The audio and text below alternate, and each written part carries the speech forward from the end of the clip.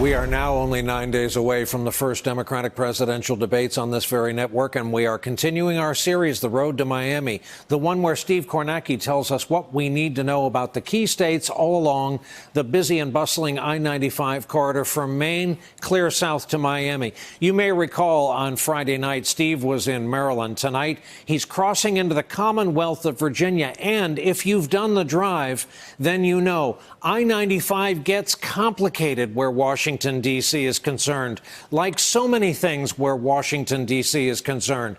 But in both cases, we turn to Steve Kornacki for an explanation in the midst of his journey south. Hey, Steve. Hey, Brian, that's right. Well, I guess let me start then by this. Let me count to three. 1, 2, 3.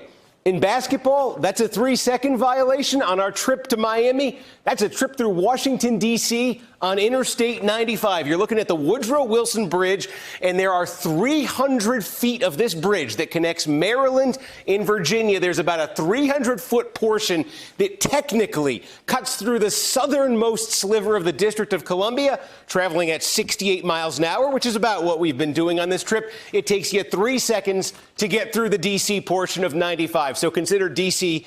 done at this point. We can now move on to the next part, and you see it right here at the end of the bridge. See that sign? Let's zoom in. We are heading into the Commonwealth of Virginia, and what do you notice right away? You notice that slogan. How long have you been hearing and seeing that slogan? Virginia is for lovers, the official motto, the official tourism slogan for the Commonwealth of Virginia. So long-standing, so famous. In fact, there was a survey a couple years ago of some marketing writers, some marketing professionals. They said, what state has the best from a marketing standpoint slogan? And they said, number one, they ranked it. Virginia is for lovers. They also love the old I Love, I Heart New York campaign. Nevada, a world within, a state apart. Texas, Wyoming, they also registered on this. Did not make the list, by the way, but we thought we would give an honorable mention to Nebraska, which said last year, their tourism board said, hey, we got some challenges, and they came up with a new one. Here's what they came up with. Nebraska, honestly, it's not for everyone.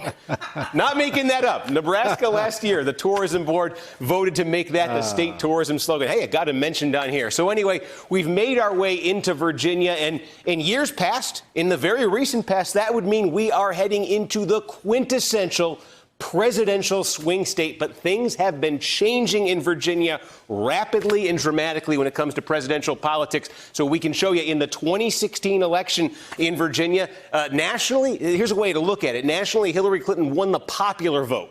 She didn't win the Electoral College, but she won the popular vote by 2 points in 2016. She won Virginia by 5, right? So Clinton did 3 points better. The Democrats did 3 points better in Virginia in 2016 than they did nationally. Look how this trend has changed. In 2012, when Barack Obama got reelected, Virginia was the perfect bellwether, 4-4. In 2008, Obama carried the state, carried the nation, did not do quite as well in Virginia. See, he had a 1-point Republican lean. Go back to 2004, George W. Bush. Look at this. The state was 5 points more Republican than national. Go back to 2000 when Bush originally won. Remember, Al Gore barely won the popular vote. Bush easily won Virginia in 2000, an 8.5 swing. So you see, this has become a state that swings, that leans hard toward the Republicans, to one that's become competitive, to one that may now be trending in the other direction. And certainly in the Trump era, between the governor's race in Virginia in 2017, the congressional races we talked about last year, Democrats flipping seats,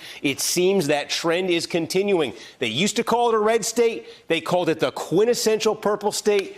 They're starting to call this one a blue state, Brian. We'll see if Republicans can pull a rabbit out of the hat there in 2020. But Democrats haven't felt this confident about Virginia in a long time. Hey there, I'm Chris Hayes from MSNBC. Thanks for watching MSNBC on YouTube. If you want to keep up to date with the videos we're putting out, you can click subscribe just below me, or click over on this list to see lots of other great videos.